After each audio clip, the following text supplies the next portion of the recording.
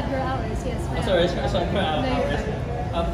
So, right now, nasa anong era si Jada? Now you partnered with her? Era ko ngayon would be my cinematic pop era. Wow. Yeah. I think you can tell, maybe if you look close enough, pagdating sa title ng Bida, and sa next release ko, for my next singles, all of them relate to a certain word of cinema. I think that's something that's really interesting right now, all about that. So, I think it comes, my partnership with Viva comes at a really nice time. Kasi bago pa dumating ng Viva, ang gusto ko talaga ma-expoundan pa yung pagiging storyteller ko. And what better way to do it than in the form of, cinema, which is what Pinoys love. And then, marrying the two together. So, I think right now it just comes at a perfect time. So, if I could describe my era in my life right now, it would be cinematic. Because my life feels like a movie right now. You mentioned about cinematic. Yes. Ano yung mga particular genre na gusto mo in terms of movies or series? Like in general, or gusto ko magampagan? In general, ako talaga mahilig ako sa romance tsaka rom-com. As a hopeless romantic, I really love love and anything that comes with it. The highs and lows, even heartbreak. Even though hindi siya masaya sa moment, pero ang dami mong matututunan sa heartbreak, yan ang masasabi ko. Pero ayun talaga yung interests ko. Fan din ako ng dystopian genre or yung mga parang medyo fantasy or yun nga, dystopian na parang tulad ng mga The Hunger Games, yun yung mga favorite movies ko, mga series na gano'n. Mahilig din ako sa coming of age, yung mga napapanood sa Netflix and yung mga gano'n. I would definitely say right now, yan yung mga mga roles na handa akong gapanalan, yung mga na-i-enjoy ko na basahin. And then you mentioned earlier about Wattpad. Yes. Ano yung mga particular Wattpad stories? Well, I mean, again, lalayo pa ba tayo? Teen Clash was the first one that I was a part of, and I would definitely say that one was the number one because that was so many years in the making for that to come in. So, matagal na yung book na yun. I would definitely say that's the book. Pero, excuse me. I would definitely say that stuff like mga fan fiction, yan talaga yung binabasa ko sa Wattpad. So, mga One Direction fan fiction. Excuse me. Can I have some water? Tubig. Excuse me lang. Other area.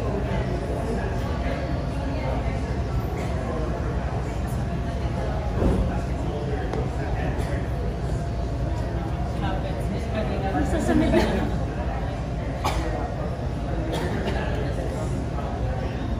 Okay pa ba kayo? Thank you for waiting. Sayang naman, parents mo ang busy din. Yeah, yung dad ko sa TNT siya ngayon. Single lady.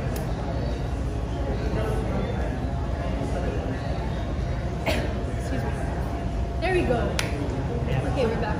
So for your last few recordings, diba, you worked with Shadiel, Yes. who also did his magic with Tapot Joe, Dilaw, Arthur Miguel, and all that. So how was it like working for him, and ano yung feeling mo na naidagdag niya dun sa cinematic pop na you're trying to do here? Well, yun, I would definitely say sobrang blessing si Shad sa buhay ko.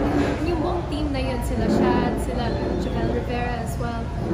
That team who was behind my song Bida, and of course, Sad Girl Hours, my album. Ang gusto ko talaga pagdating sa pagkatrabaho ko kay Shad is he really listens to what I want as an artist. Siya yung isa sa mga unang producers na nakatrabaho ko when I joined UMG, na talagang tinanong ako na parang ano yung gusto mo. And honestly, for me as an artist, that's really music to my ears. Lalo na kasi very specific ako pagdating sa vision ko para sa kanta ko. And he really helped bring that to life. So, and what I really love about Chad and his team is like they're very adaptable, yun nga, lalo na pagdating sa gusto ng artist, but also injecting their own expertise ease din pagdating sa production. And ang saya din na lagi ako umaakit ng Baguio, so parang change of scenery yun. Taga Baguio kasi siya, tsaka yung team niya. So, it was just such an amazing process, and bukod sa naging producer ko siya, naging magkaibigan kaming lahat ng Team Baguio. Tsaka, yun nga, kaya ako din na-meet sila Arthur and sila Cup of Joe, kaya ako sila nakilala ng personal. It's also really because of Shad. So, he opened a lot of doors for me, and I'll always be grateful to Shad, and I love working with him. So, yeah. If Shad's watching, hi Shad, love you. You mentioned you love everything about love. Do you still have time for your personal life? Meet people? Yes, definitely. I would definitely say that what's nice then because of my job is ang dami kong nakikilala ko tao. And I think right now I can confidently say, my heart is open to love more than I was, I guess, maybe in the past couple of years. I feel like I've healed a lot from what I've been through. And it's just nice na parang nafe-feel ko na bagong chapter talaga to ng buhay ko. And in terms of my personal life, it's just nice na I'm just happy with all of the people that I have in my life right now. And if love ever comes along, then I remain happy. So Aside from healing, if other girls are watching who want to heal from past hurts, what advice would you give? what advice I would definitely say? I would definitely say that take your time. Yan yung number one ko. Kasi healing doesn't have a timeline.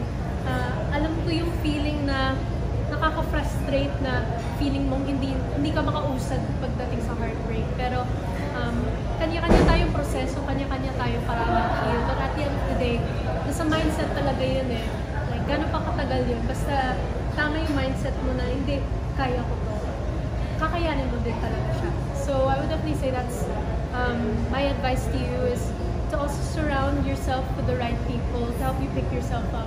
And to always remember na there was a life before that person came along, and there's a life after them. And last question, we're so impressed kasi ang galing mo na mag-Tagalog. Hey, thank you so much. What did you do? What did I do? Ano talaga, nakikipag-usap ako sa mga tao nagtatagalog. And syempre, nakailang taon na din ako sa industriya.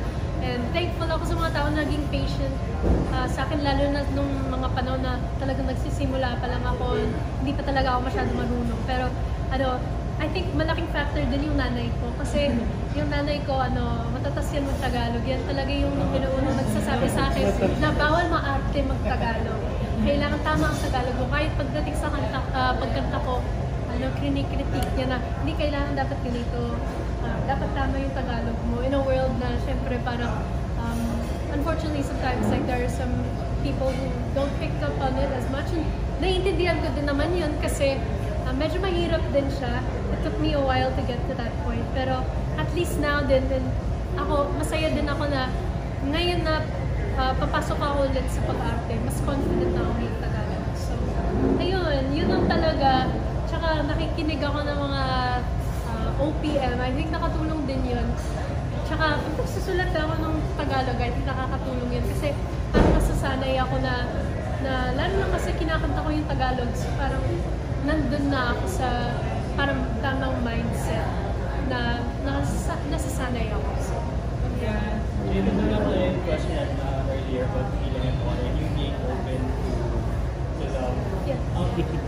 Nagbago ba yung standards mo in terms of sa, looking for a partner? Feeling ko ngayon mas klaro sa akin kung ano yung gusto ko tsaka yung ayaw ko. And what I really do look for in a partner, I think the number one thing is really someone na makakaintindi ng trabaho na ginagawa ko. I think I really value that. Lalo na yung parang sa magulang ko na parang feeling ko pareho yung language na parang we speak. So, I think that's a really big factor. And someone na secure sa sarili niya, tsaka sa field niya. I mean, it's helpful if someone is also in the same creative field, even if not necessarily a singer or something, Pero I think yun talaga, in terms of standards, I feel like mas naging klaro na lang talaga sa akin na ito yung gusto ko sa isang partner. Ito talaga ang tama para sa someone na magiging supportive sa ginagawa ko. Ano ba ang love language ni Jada as a receiver and as a giver? As a receiver, ano talaga, quality time, quality time. Kala ko dati, words of affirmation ako, pero number one is quality time. Ako, pag binibigyan ako ng oras ng mga tao, sobrang natatouch ako. Parang, sa akin, kontento ako kahit hindi masyado madami yung ganap, kahit nag-uusap ko kami, saya na ako. Pagdating as a giver, I think, ma-words din talaga ako. I mean, mahilig din ako magbigay ng oras sa tao, pero maasahan mo ako. I think that is kind of my dad's gift as well. Na pareho kami magmahalim, very mama words kami. I mean, my dad's very articulate. He's very expressive. And I think nakuha ko yung pagiging expressive niya. So, ganun ako magmahal. All out ako magmahal. Ganun ako. Lastly, we're happy to be here.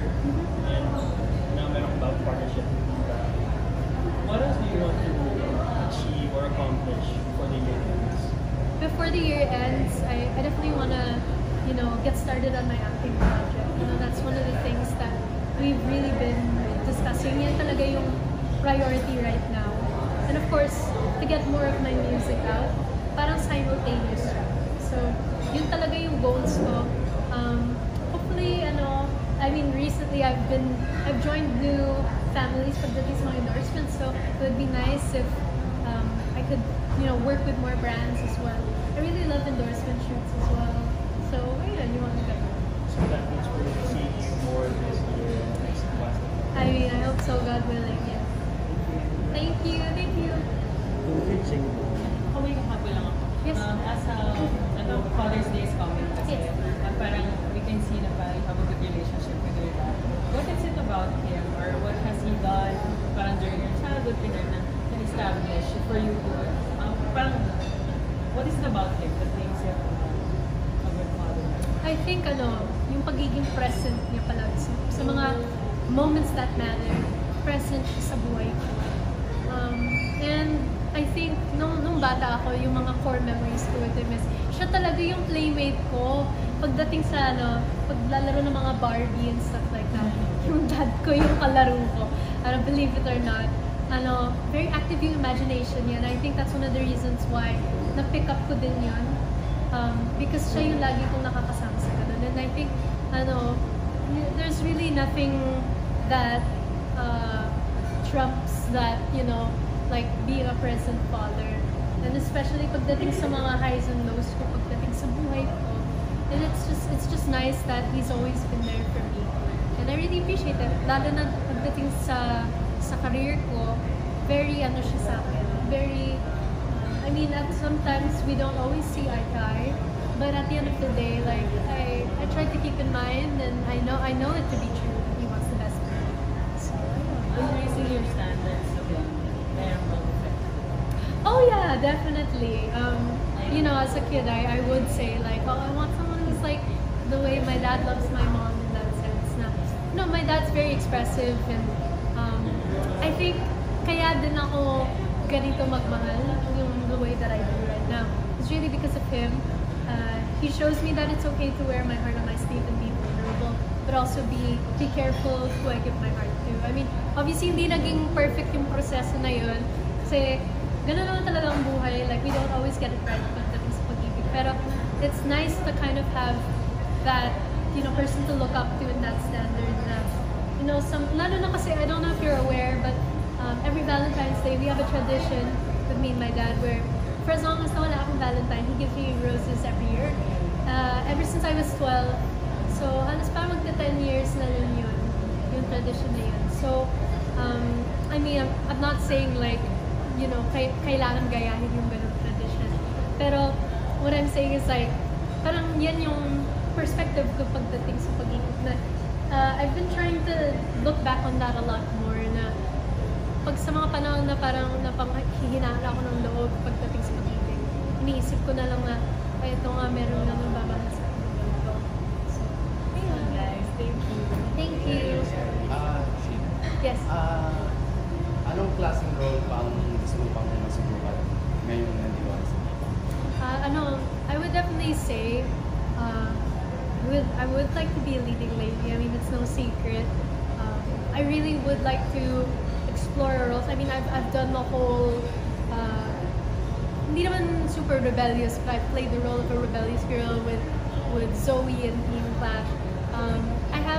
I'd like someone who would be a bit different from my personality. Kasi hindi naman sa rebellious ako, pero yung pagiging headstrong ni Zoe, medyo pareho kami sa part na yun. So, I think it would be interesting na magampanan ko yung role ng someone na medyo malayo sa totoong personality ko. Feeling ko matcha-challenge ako dun. So, yun nga, parang leading lady but in a different form. So, ayun, I think that would be one of my dream roles. Ano talaga, yung mga gusto kong project din, yung mga tipong mga Emily in Paris, or yung mga, nahilig ako sa rom-coms, so like, I don't know, Legally Blonde, mga Elle Woods, yung mga tipong gano'n. And my last question, speaking of OPM song, Yes. anong favorite OPM song at kinakanta mo? Good question. My favorite OPM song right now, I love PDKL by Arthur Miguel right now. He's one of my really good friends. I would definitely say that's one of my favorites right now. It's such a beautiful song. And I know, because I know Arthur personally, I know how much that song means to him. And right now, I feel like everybody is Bumpy Cup of Joe, so syempre Bultos up there. It's a brilliant song. And of course, I'm a little bit biased because bukod sa kaibigan ko sila, my producers worked on it, and I know how much heart and soul they put into that song. And it was a long time coming, hindi din agad it was a slow rise, pero syempre, what I really like about that slow rise to its popularity is, ibig sabihin matatagal siya in terms of it didn't really just chase for virality. So I would definitely say yun. Actually, yung buong album na Sinakbo, it was, for me, low-key, it's kind of the album of the year in that sense. I thought it was a really good album, and I wish them all the best, of course. I would definitely say those two artists in general, both Arthur and Joe,